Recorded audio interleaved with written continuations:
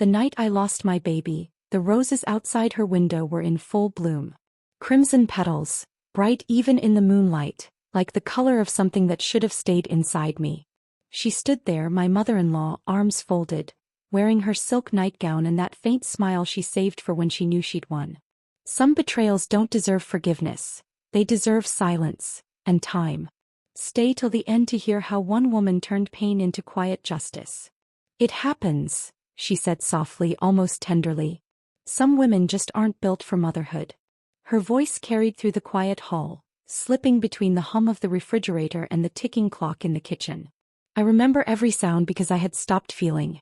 The world had gone cold and distant, as if grief had pulled the color from everything but her roses. I didn't scream at her. I didn't cry in front of her either. I just stood still, my palms pressed against the kitchen counter, cold under my fingers.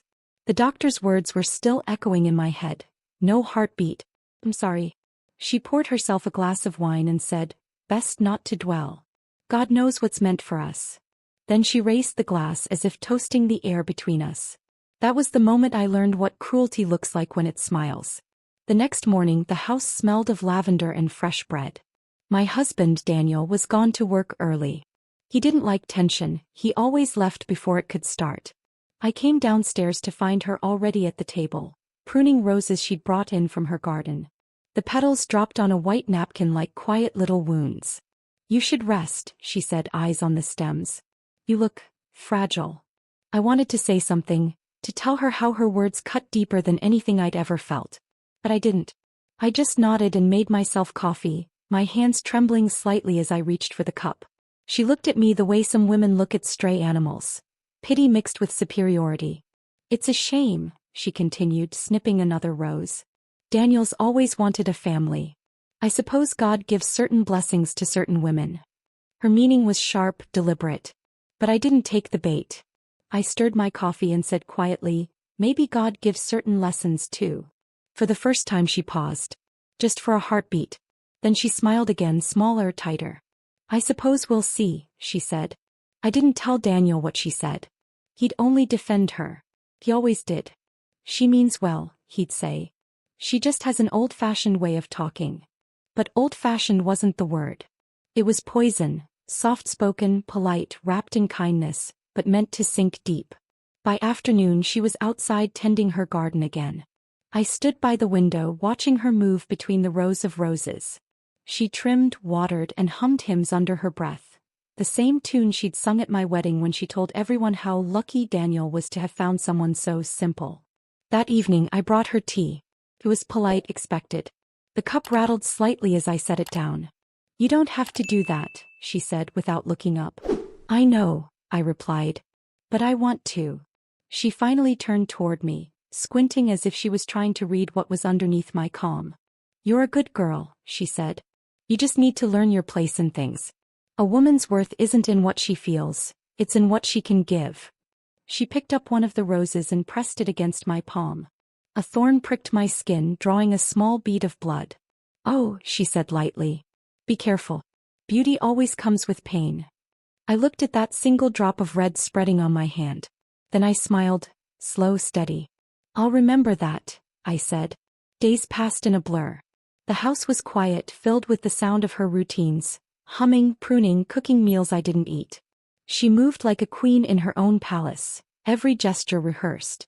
I became her shadow, learning every step, every habit. In the evenings she'd call Daniel and talk just loud enough for me to hear. "She's coping," she'd say. "But she's distant. It's worrisome." Then she'd sigh dramatically and add, "I just don't think she was ready to be a mother."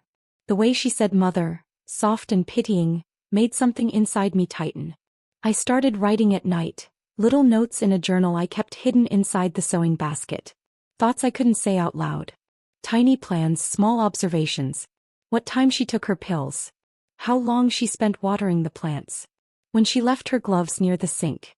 He thought I was quiet because I was broken. She never realized I was listening, remembering. One evening, about 2 weeks after the loss, she invited her friends for dinner. 3 women from church, all dressed in pearls and perfume that smelled like powder and lilac. "She's being so strong," one of them said, patting my hand. "You must be proud of her." My mother-in-law laughed just a touch too loud. Oh, she's strong all right. Some people have to be when they've got nothing else. The table went silent for a second. Then the women started murmuring polite words to fill the space. I kept my eyes on the tablecloth, tracing the pattern with my finger. When they left, she leaned close and whispered, "Don't take things so seriously. People respect humor." I wanted to slap her. "Dad," I smiled. "You're right," I said. "Humor keeps things alive." She didn't notice the way my tone had changed. Or maybe she did and liked it. The next morning, I found her trimming the garden again.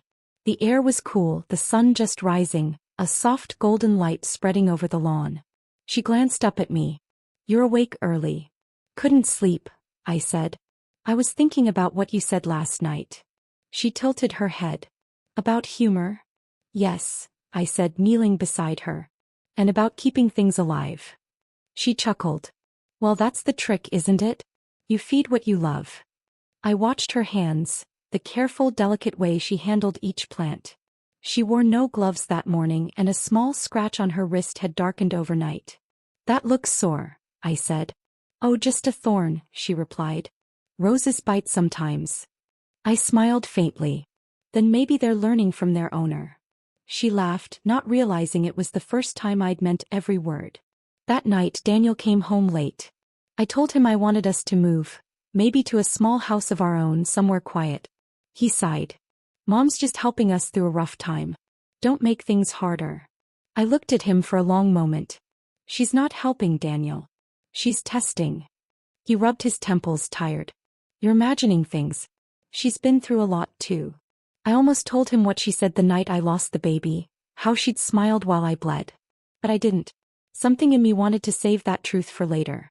For when it would hurt more. Instead I said, "Maybe you're right. Maybe I just need to learn her kind of patience." He kissed my forehead, relieved. "That's my girl," he said. The following weekend she hosted a small tea party in the backyard. The garden was in full bloom, roses, lilies, tulips. The smell was almost too sweet, thick in the summer air. Neighbors came, complimenting her on how vibrant everything looked. She soaked it in, radiant with pride. I poured tea for everyone, smiling, polite. When I reached her cup, she looked up and said, "See? You're good with your hands. Maybe you were meant to care for things that can't talk back." The women laughed softly. I laughed too, a low, steady sound that even surprised me. Because in that moment I realized something. I had been quiet for too long. Watching. Waiting. And I'd learned her garden better than she ever knew. Every leaf, every thorn, every root. She didn't notice the way my fingers lingered near the watering can. She didn't notice that I'd started keeping a small notebook of mixtures in my sewing basket, one she thought was just filled with fabric notes. And she certainly didn't notice the look in my eyes when I said, "You're right. Some things grow better when they can't talk back." Her laugh was the last sound before the wind shifted, sharp and sudden, carrying the faint smell of iron from the soil. She looked at me, curious. "What's that smell?" I smiled. "Probably just the roses." That was the first time I realized I wasn't broken. I was becoming something else. Quiet, deliberate, and dangerous in ways she couldn't imagine. And when she laughed again that night, humming in her garden under the porch light, I stood by the window watching her silhouette. I didn't hate her anymore. Hate burns too fast. I preferred patience. And as the moonlight glimmered on her roses, I whispered to myself, "Not yet. Not yet. Not yet." That's what I whispered that night, standing by the window as her roses shimmered under the moonlight. The porch light flickered once, then steadied again, and for a moment, it felt like the house was holding its breath. By morning, the air smelled of rain and damp earth.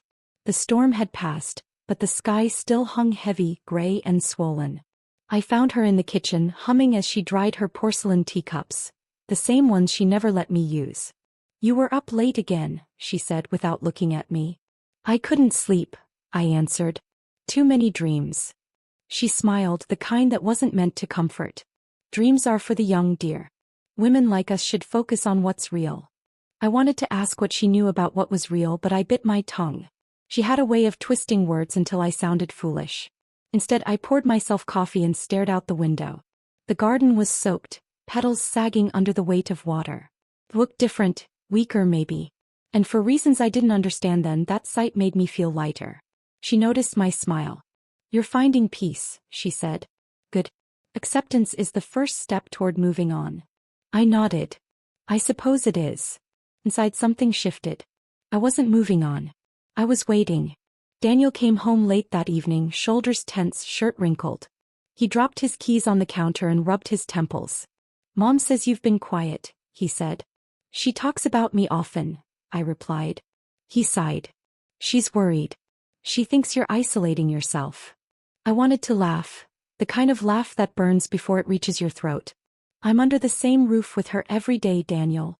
How isolated could I possibly be?" He hesitated, unsure if I was joking. "Maybe take a walk with her. She's trying, you know." I didn't answer. I just looked at his reflection in the kitchen window, tired, unaware, and loyal to the wrong person. "I will," I finally said. "Tomorrow morning." And I did. The next day the sky was clear, almost painfully bright. She wore her wide-brimmed hat and gloves, carrying her shears like a queen's scepter. "Keep up, dear," she said as we walked through the garden path. I followed her through rows of roses, their scent thick and heavy. She pointed at each bush, explaining their history, which ones had survived drought, which had nearly died, which had thrived under her care. I listened carefully, memorizing every word. She didn't realize it, but she was teaching me everything I needed to know. When we reached the far end of the garden, she stopped beside the oldest rose bush, deep red, almost black in the shade. "This one's special," she said. "I planted it the year Daniel was born. Stubborn. Won't die no matter what." Her tone softened for the first time in weeks. There was pride there, maybe even love. I crouched to look closer, brushing soil from my fingertips. "It's beautiful," I said. "But even stubborn things die eventually." She laughed lightly. "Not this one. It has strong roots." I smiled back. "We'll see." That afternoon, while she napped in her chair, I wandered through the garden again. The sunlight hit the leaves in fractured gold, glinting off the moisture still clinging to the petals. I crouched near the oldest rose bush, tracing the roots with my fingers. I wasn't thinking about revenge exactly, not then. I was thinking about how things survive when no one wants them to. About how roots grow deeper in darkness, searching for something to hold on to. When I went back inside, she was awake, watching me. "You love my garden," she said, her voice unreadable. "I do," I replied. "It's peaceful out there." Her lips curved slightly. "Peace can be dangerous. It makes you forget how sharp the world can be." I didn't respond. But I noticed her eyes lingered on my hands. Soil under the nails, a faint scratch on the wrist. I could feel her suspicion blooming, quiet but certain. Days passed like that, calm on the surface, strange underneath. Daniel was away more often now, working longer hours. When he was gone, the house felt larger, emptier. She filled the silence with hymns and small talk, as if afraid of what might crawl out of the quiet. One evening, while setting the table, she said, "I spoke to Father Martin today. He wants to stop by and pray for you." I looked up from the plates. "Why me?" "Because grief needs guidance," she said, her tone gentle but firm. "And because guilt likes to hide behind anger." I felt my pulse quicken. "Guilt." She tilted her head. "You think I don't see it? You blame me for your loss. It's written all over your face." My voice came out calm, too calm. "I don't blame you for anything." She smiled knowingly. "Of course you don't. You're too polite for that." Her words sat between us like a loaded weapon neither of us wanted to touch. The next morning, Daniel's car wouldn't start. He cursed under his breath, late for work. She scolded him for neglecting maintenance. I stood by the window, sipping coffee, watching their reflection in the glass. Him frustrated, her controlling, the same dance they'd done all his life. After he left in a borrowed car, she turned to me. "You're lucky," she said suddenly. "He's patient with you." "Why wouldn't he be?" He shrugged. "Because men lose interest when women break." I stared at her, waiting for her to say more. He didn't. Instead, she picked up her shears and walked outside. I followed her to the porch, my hands tightening around the coffee mug. "You enjoy hurting me, don't you?" She paused mid-step but didn't turn around. "Hurt you? Well, I'm teaching you." "Teaching me what?" "That life doesn't forgive weakness." I wanted to shout, to throw something, but I didn't. I just whispered, Then maybe you should have taught your son that before he left me alone with you. She turned slowly, eyes narrowing. Watch your tone, dear. But I wasn't afraid anymore. The trembling that had followed me for weeks was gone. I think I'll be fine, I said softly. I've been learning from the best. That night the rain came again, heavier this time. Thunder rolled across the hills like something angry. Daniel called to say he was staying at the office, too dangerous to drive home. I found her in the living room staring at the window. Storm's bad, she murmured. Good for the soil though. She reached for her tea, hands steady. I noticed the veins on her wrist, the thinness of her skin, and for a brief second I almost felt pity. Almost. I sat across from her. Do you ever regret the things you say? She didn't answer right away. Regret's a waste of time. You do what you must to stay strong. I leaned back, studying her face. Even if it breaks someone else? She looked at me, eyes calm but cold. Especially then. Lightning flashed through the window, lighting her profile like a portrait. Sharp, unyielding. The clock ticked behind her, each second louder than the storm. I smiled faintly. You really believe you're untouchable, don't you? She set her cup down. I believe in control.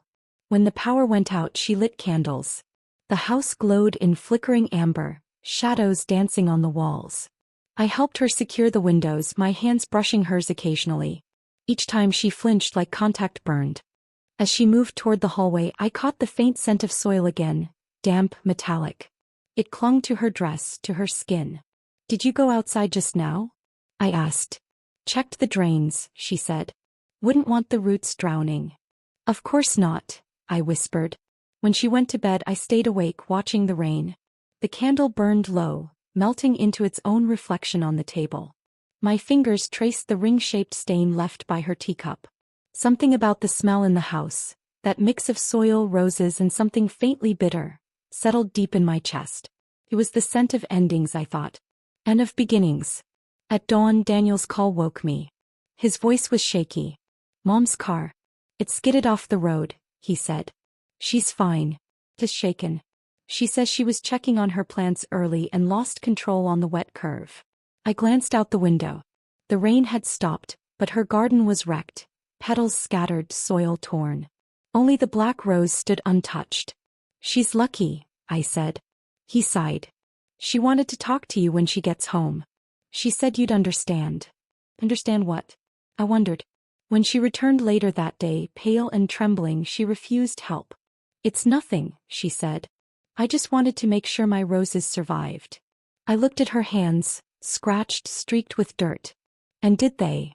Her eyes met mine, and for the first time I saw fear there. Not all of them, she whispered. That night she didn't eat dinner. She sat by the window, staring at her garden as if waiting for something to move. I watched her from the hallway, silent. The air between us felt heavy again, full of things neither of us would say. When she finally spoke, her voice was small. Some things die even when you take care of them. I stepped closer, my hand resting on the doorframe. Maybe they were meant to. She turned her head slowly, eyes glistening in the candlelight. You think I deserve this? I didn't answer. The storm had passed, but thunder still echoed faintly in the distance. Her reflection in the window looked older, smaller. I walked past her toward the kitchen. Get some rest, I said. You'll feel better in the morning. But she didn't move. And as I reached for the light switch, her whisper followed me, soft, uncertain, and almost pleading. What did you do to my garden? I didn't turn around. Nothing yet, I said. Then I flicked off the light. The morning after her funeral, the house smelled like dust and silence. For weeks, I kept the curtains drawn, unable to face the sunlight that used to pour over his chair. But when spring came, something inside me started to itch. Not grief, not healing, something else. Maybe unfinished business. Maybe curiosity. Maybe revenge wearing the mask of grace. I hadn't seen her since the burial, though she'd called once, pretending to check on me. I'd let the phone ring out, listening to her voice on the machine. Honeyed, practiced, insincere. You're strong, dear, she'd said. You always survive. It was the word survive that stayed with me. She said it like an insult. So one quiet morning I decided to pay her a visit. Not out of kindness, but to see how she was living with what she'd done. I stopped by the florist near the old post office, the same place she used to brag about buying her roses. I asked for lilies. White, flawless, the kind that looked like peace but smelled like funerals. The young girl wrapping them smiled and said, "They're for someone special?" "Yes," I said softly, "very special." I wore my camas dress, pale blue long sleeves, the one my husband had always said made me look collected. It wasn't armor, but it felt close enough.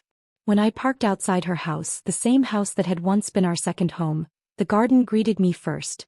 Perfectly trimmed hedges, bursting colors, life in every corner. It was infuriatingly beautiful. She was on the porch, pruning shears in one hand, hat tilted just enough to look effortless. When she saw me, her mouth fell open for half a second. Then she smiled.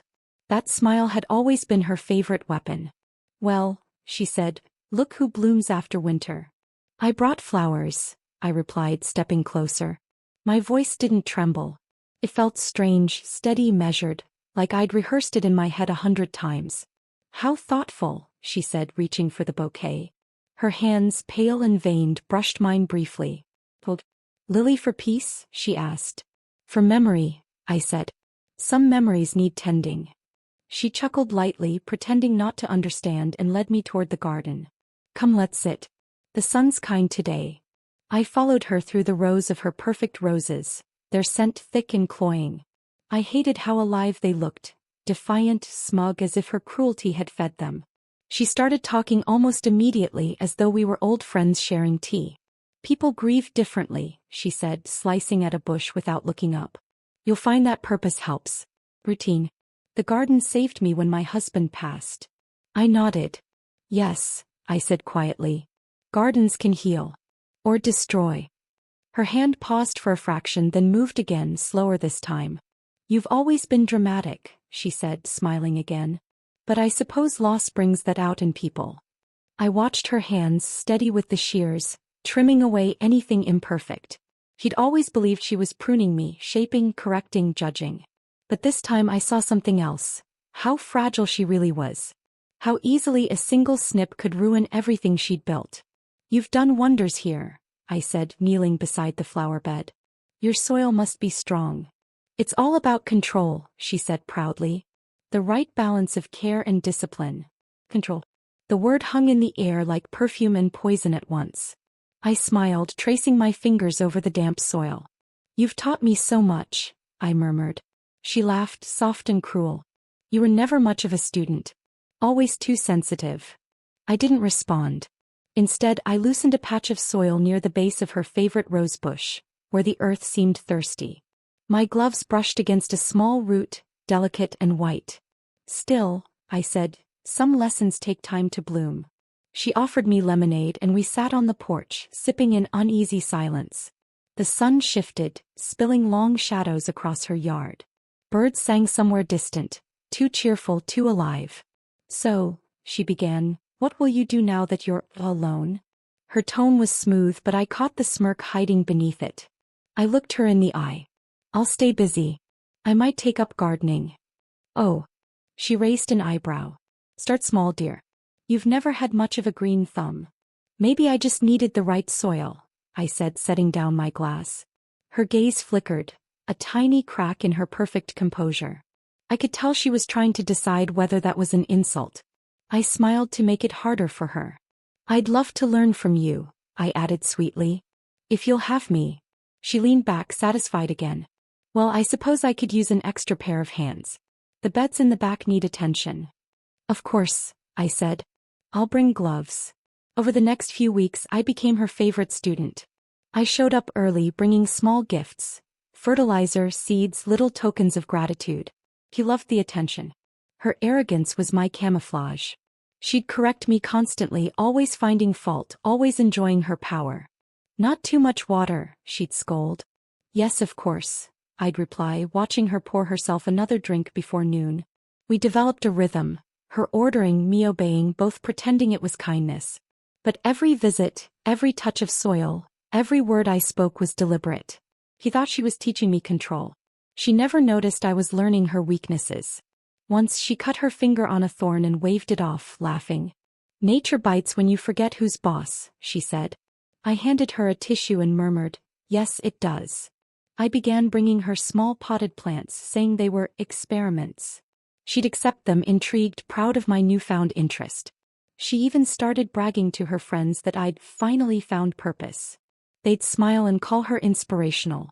I stayed silent, smiling too. Each afternoon after we worked, I'd help her water the garden. Gentle, she'd say, let it soak deep, not splash. I'd nod, pouring carefully, watching the soil darken. She never questioned the faint metallic smell that lingered after. By midsummer she began to tire more easily. The heat, she'd mutter, waving a fan. I'd offer her cold tea, soft sympathy, and a promise to finish her chores. Once she looked at me strangely, like she saw something in my eyes she didn't recognize. You've changed, she said. Yes, I replied quietly, I've been learning control. Her lips parted, confusion flickering, but she said nothing. Instead she pointed toward her roses. Don't forget to water the roots, she said. They die first if you don't. I didn't forget. One afternoon she invited me for tea inside. The air smelled of old perfume and something faintly sour. You've been such a help, she said, pouring sugar with shaking hands. I misjudged you, you know. You've become dependable. Dependable, I repeated. That's kind of you. I mean it, she insisted. You've proven yourself stronger than I thought. I smiled faintly. Stronger things take time to grow. Her phone rang in the other room. She stood to answer, leaving her cup untouched. I watched the steam rise, curling and fading. The wallpaper shimmered faintly in the heat, its pattern of roses glowing gold and crimson. Her laughter echoed from the hallway, false, familiar, grating. She was bragging to someone again, talking about my garden girl. When she returned, she looked tired but smug. My niece wants to visit, she said. She could learn from you. I tilted my head. You've always been such a good teacher. Her eyes narrowed. You mean that? Of course, I said, my voice as steady as the rhythm of a slow heartbeat. That evening as I drove home, I could still smell her garden clinging to my hands. Sweet and thick. I rolled down the window, letting the wind take it. I watched the sunset bleed across the horizon, red and gold like the roses she loved. For the first time in months I didn't feel empty. Something was shifting. Not guilt. Not grief. Something colder. Sharper. By the next visit she was weaker, though she pretended otherwise. Her lips were pale, her breath shallow. Old age, she said lightly. The body wilts before the spirit. I smiled. Maybe the soil's just tired. She laughed again, short, breathless, and pressed a hand to her chest. Don't be cruel, dear. Nature rewards patience. Yes, I whispered, watching her reach for her glass. It always does. As the sun set that evening, casting long shadows through the rose bushes, she stood to walk me out. Her hand brushed a thorn and she winced. Be careful, I said softly. Just a scratch, she muttered. These roses are wild this year. They're finally learning control, I said, my voice gentle, my smile calm. She didn't understand, not yet. But soon she would. She didn't understand, not yet. But soon she would. That night I couldn't sleep. The sound of rain tapping the roof reminded me of her watering can, steady, precise, never spilling a drop. I lay awake thinking about control, about how she'd spent her whole life pruning people the way she pruned her roses, cutting what she didn't like and pretending it made everything better. I wondered how it must feel to finally lose that control. To watch the things you've nurtured start to die. The next morning she called. Her voice was thinner than usual, rough around the edges. Something's wrong with my roses, she said. They're bleeding. I froze. Bleeding? Yes. The stems, the roots, there's red water coming out of them. It's strange. I let a beat pass before replying. Maybe it's the fertilizer. Don't be ridiculous, she snapped, then softened. Could you come by? You've been helping me. Maybe you'll see what I'm missing. When I arrived, the air smelled different, sharp and metallic like pennies left in the sun. The garden, once bursting with color, seemed tired. Leaves curled inward. The roses drooped as if ashamed. I knelt beside one of the bushes and saw it. Tiny streaks of crimson trickling down the stem, seeping into the soil. She wasn't exaggerating. Her voice trembled. It's not normal. Nothing like this has ever happened before. I touched the dirt, cool and damp. Maybe it's just overfed, I said. She shook her head. I know my soil. Something's wrong. For the first time she looked small. Not the commanding matriarch, not the woman who ruled every conversation, but a frail figure in a sun hat terrified of losing control. I met her eyes and smiled faintly. Nature has a way of correcting itself. Her lips pressed into a thin line. Don't talk nonsense. Help me fix it. We spent hours trimming and watering, though I knew it was useless. She moved slower now, wincing when she reached for the shears.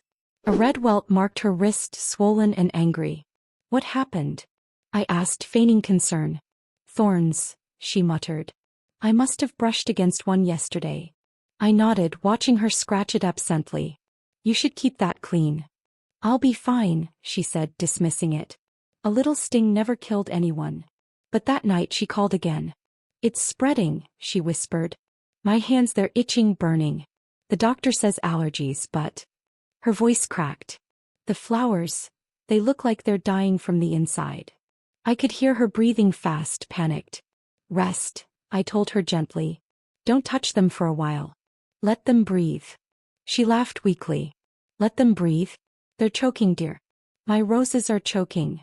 When I hung up, I sat in silence, staring at the empty vase on my table. One of her roses, the last she'd given me, had withered completely. The petals were dry, dark at the edges, almost bruised. I touched one and it crumbled between my fingers. The dust clung to my skin like ash. The next day I went to see her again. She was on the porch, her face pale, her fingers bandaged. You shouldn't be outside, I said softly. I have to check them, she murmured. They're all dying. Every last one. Her voice cracked as she looked over her once perfect garden. Brown spots, drooping stems, soil darkened by something that looked too heavy to be water. It's my fault, she said suddenly. I must have done something wrong. I tilted my head. Or maybe something finally caught up to you. She looked at me sharply. What's that supposed to mean? I smiled faintly. Nature rewards patience, remember? Maybe it's collecting its dues. Her eyes narrowed. You talk in riddles now. Maybe I've been learning from you, I said. She didn't answer. Instead, she leaned on her chair, shaking slightly. Would you water them for me? Of course, I said. As I lifted the watering can, I saw her flinch. Don't use too much, she warned. The soil's delicate now. I poured slowly, steady streams sinking deep into the earth, disappearing beneath the roots. She watched me, her eyes glassy and uncertain, as if she could feel the ground shifting beneath her. It'll take time, I whispered. Growth always does. That night, the wind howled through the trees and I could almost hear her garden groan, branches creaking, leaves tearing, something heavy falling to the ground. I dreamt of roses turning black, petals curling inward like fists. I woke up sweating, the scent of soil still clinging to me. By the end of the week, she was too weak to leave her bed. When I visited, the nurse greeted me at the door. She's been having reactions, she said quietly. Strange ones. Fever, dizziness, swelling. I nodded, pretending shock. She's allergic to something? They think so, the nurse said. But we can't find the cause. Inside, the house smelled of wilted flowers and medicine. She lay propped on pillows, her face drawn and pale. Look what your flowers did to me, she rasped. I told you they're cursed. I sat beside her, brushing her hair back gently. You always said you and your garden were one. Maybe it's just sharing your pain. She stared at me, confusion clouding her eyes. You sound cruel, she whispered. I smiled faintly. You taught me that too. For a long while neither of us spoke. The ticking clock was the only sound in the room. Then she said, You think I deserve this, don't you? I didn't answer. My silence said enough. Tears filled her eyes, the kind she'd never shown before. You blame me for everything. I looked at her trembling hands. You made sure there was always something to blame me for. She turned away, staring toward the window where the garden swayed under the wind. I tried to make you strong, she said weakly. No, I replied softly. You tried to make me small. Her breathing grew shallow, her words slurred. I didn't mean. I know, I interrupted. You never mean it until it's too late. She closed her eyes, exhausted. I stood and went to the window. The view was haunting. Every rose drooping, their color leached away, the earth beneath them dark and wet. When lightning flashed, I thought I saw movement, like the soil pulsing, alive, breathing. I blinked and it was still again. The next morning, the nurse said her condition had worsened. "She's losing strength quickly," she said. "Maybe call family." I nodded. "I'll sit with her today." When I entered her room, the curtains were open. Sunlight spilled across her bed, highlighting every frail feature. She smiled faintly when she saw me. "Still here," she whispered. "Where else would I be?" I said. Her eyes darted toward the window. "The roses," she murmured. "They're crying." I looked outside. Dew glistened on the petals, tinted faintly red. It looked like blood. "They're just changing," I said. "Nature has its own ways." She tried to sit up, but her body trembled too hard. "You did something," she accused. "Didn't you?" I stayed quiet. The silence stretched between us, heavy and alive. Her breath hitched. "What did you do to me?" I took her hand gently, the way one might comfort a child. "I helped you," I said softly. "I helped you understand control." Her lips parted as if to speak, but no words came. Her pulse fluttered beneath my fingers, fragile, fading. I placed her hand back on the blanket and stood. "I'll check on your garden," I said, stepping toward the door. Outside, the wind was warm, carrying the scent of iron and decay. The roses hung limp, their petals streaked with red veins. I reached down, touching the soil. It felt hot, pulsing faintly like a heartbeat.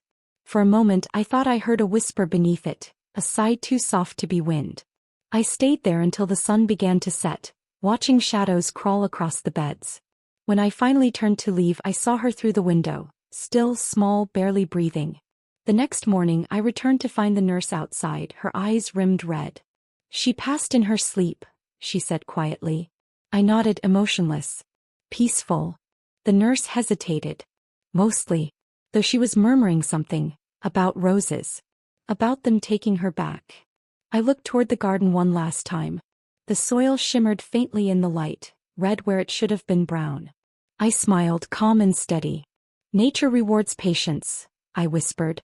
"You were right about that." As I walked away, I didn't look back.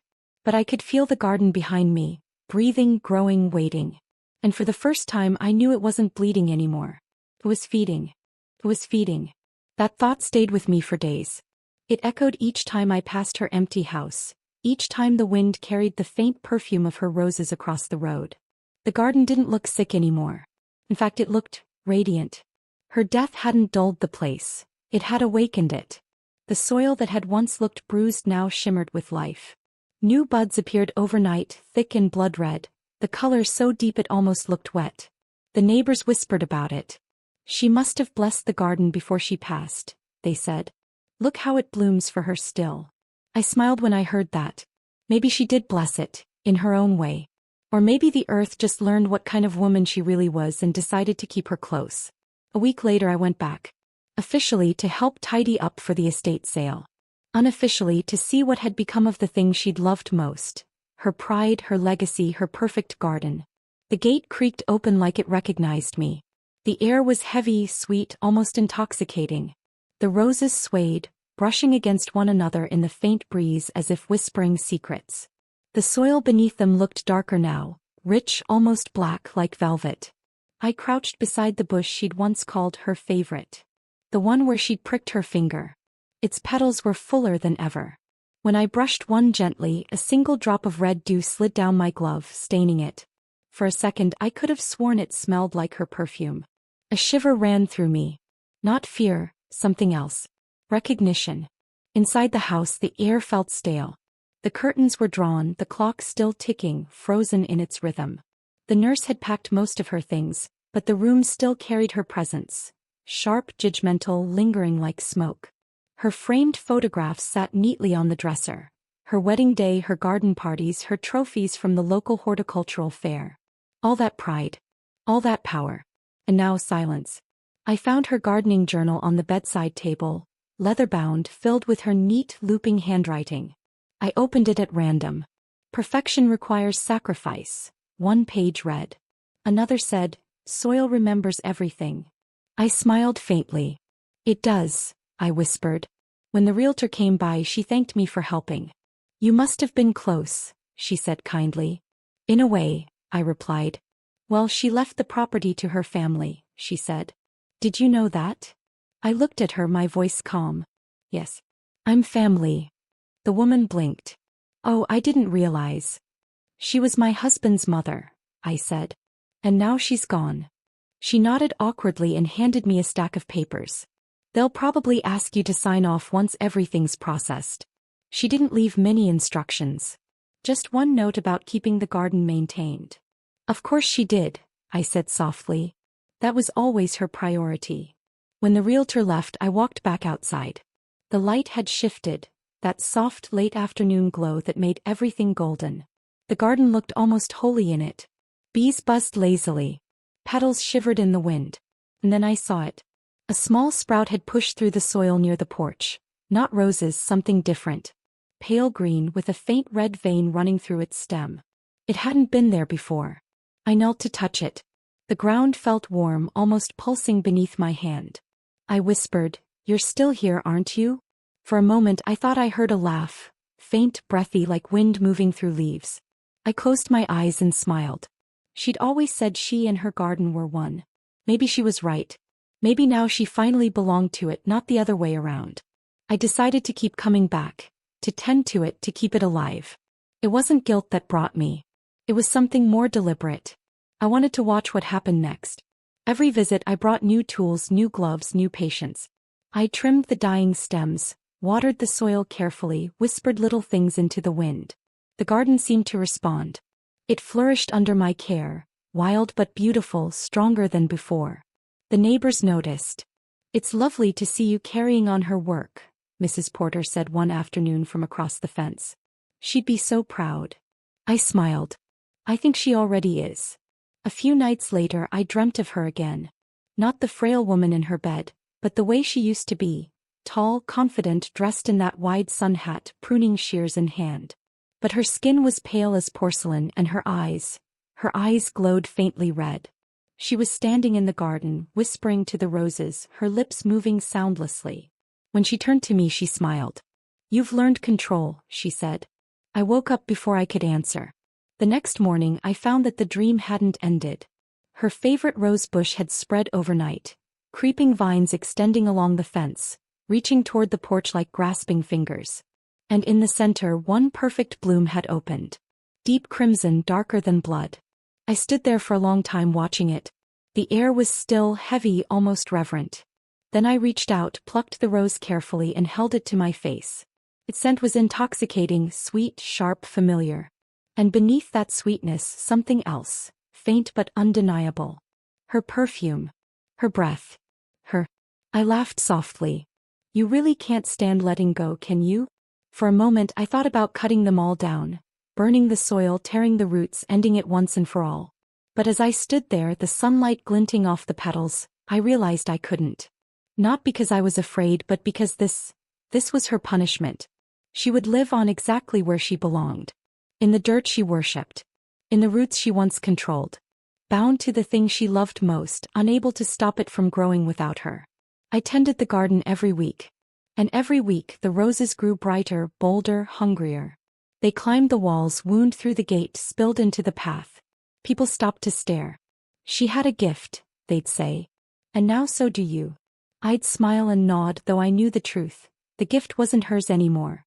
It was mine. Months passed. The house finally sold, but no one stayed for long. Buyers complained of uneasy dreams and strange noises. One woman swore she heard whispering at night coming from the garden. The realtor called me worried. "Maybe you could come by, check it?" she asked. "You know the place better than anyone." "Of course," I said. "I'll take care of it." When I returned, the garden had swallowed half the yard. The roses brushed against the windows like curious hands. I walked through slowly, the air thick with fragrance and memory. "Hello again," I murmured. "I told you I'd keep you blooming." A breeze stirred the petals, soft and warm. For a second I could almost feel fingers brush my cheek. Cold, familiar. I didn't flinch. "Don't worry," I said aloud. "You'll always have me." I bent down, picked one rose and walked to the cemetery. Her grave sat beneath a willow, modest and clean, marked only by her name and the dates she'd lived. Someone, maybe the realtor, had left fake flowers there. I brushed them aside. From my pocket I pulled the real one. Her rose. Full red, alive. Kneeling, I pressed it into the earth above her name. "You were right," I whispered. "Perfection does require sacrifice." The wind shifted and the leaves rustled softly, almost like laughter. I smiled, stood and looked around. The sky was the color of old wine, deep and fading. The air smelled like rain and roses. For the first time in years I felt free. As I walked away I didn't turn back. I didn't need to. I could feel the garden behind me, her garden, alive, thriving, blooming again. It would keep growing season after season, fed by everything she'd left behind. And maybe someday when the petals fell and the roots reached deep enough, she'd understand what true control really was. Because in the end she didn't destroy me. He made me. And now, every rose that blooms whispers her name. And mine. Now you finally have something beautiful, with my name on it. If this story made you feel something, anger, sadness, or quiet satisfaction, subscribe for more dark, emotional stories of revenge and redemption. Every week a new voice. A new confession.